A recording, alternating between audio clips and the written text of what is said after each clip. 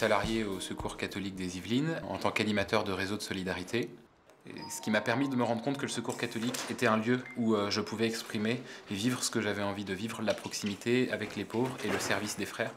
J'ai fait tout un parcours scout dans ma vie qui a été assez fondateur pour moi et j'ai une formation en éthique chrétienne et gestion de projet, ce qui m'a amené à vouloir m'orienter vers une carrière qui place l'homme au centre de l'activité humaine. J'ai fait une école de commerce classique, mais très vite j'ai senti le besoin d'avoir une exigence éthique plus forte. J'ai travaillé dans l'hôtellerie de luxe, ça me plaisait beaucoup, mais j'avais envie d'aller vers les pauvres et vers des relations qui ne soient pas d'ordre pécuniaire. Et puis une étape aussi importante, c'est mon chemin de foi, un appel fort à suivre le Christ, une soif intérieure, c'est devenu très fort et donc je me suis dit, bah écoute, là il faut que je donne tout. Et donner tout à ce moment-là, pour moi, la seule image que j'avais, c'était la prêtrise. Mais c'est très vite devenu assez évident dans mon année de discernement que ce n'était pas la prêtrise, mais que c'était plus un engagement sur le terrain, auprès des personnes, en me faisant proche d'elles. Alors j'ai 3 missions en tant qu'animateur. Une première mission qui est une mission territoriale. Donc, le territoire dont je m'occupe, c'est le territoire qui va de Conflans à Verneuil, en passant par Poissy. Bon, j'espère que vous allez bien. Elles sont dans les bouchons.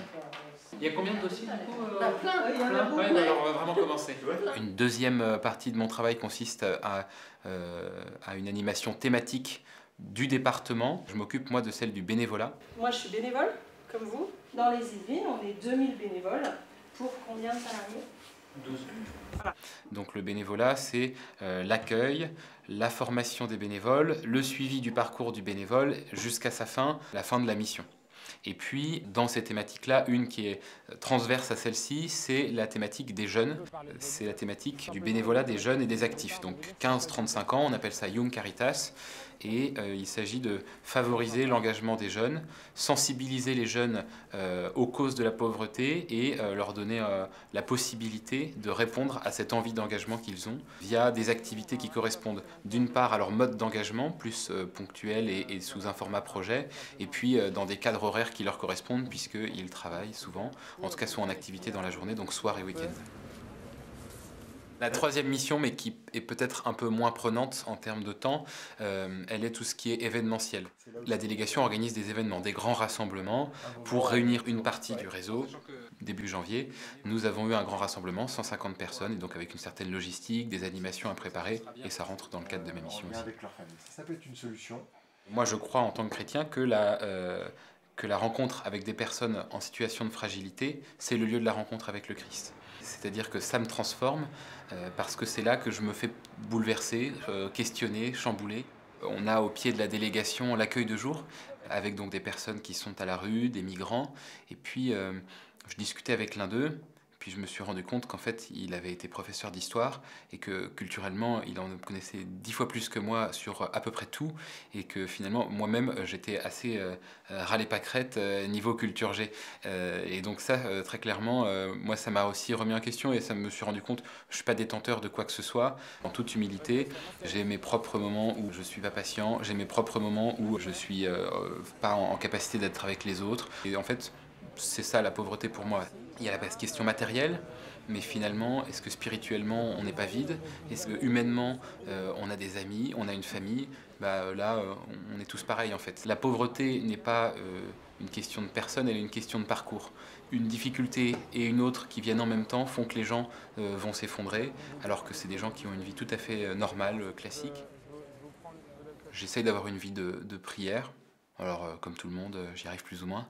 Il y a des jours où j'ai pas le temps, où je prends pas le temps, et donc il y a des moments où je me rends compte que ça me manque, et donc j'y retourne un peu plus fort. J'ai un accompagnement, je suis accompagné par un prêtre. J'ai choisi un prêtre de la Mission de France parce que le lien, la proximité avec le monde, c'est quelque chose qui m'habite beaucoup et que je reconnais dans ce mouvement-là. Je prends quand même le temps de m'arrêter aussi. Ça, c'est vraiment pour moi aussi un point central de ressourcement. J'essaie d'avoir au moins une soirée par semaine où je ne sors pas, où je reste chez moi. pour les affaires quotidiennes chez moi évidemment, mais aussi pour me poser, m'arrêter et puis pouvoir souffler parce que sinon on ne tient pas. Après j'ai 2-3 autres lieux de ressourcement qui peuvent être la famille, très important, c'est vraiment pour moi quelque chose de primordial, et donc je prends vraiment le temps de passer du temps avec ma famille, mes amis, parce que c'est des lieux de solidité aussi qui permettent d'être équilibrés, c'est d'avoir plusieurs endroits où on peut être... où on peut s'ouvrir, se montrer fragile aussi, ça permet aussi d'être solide le jour où on a besoin de nous.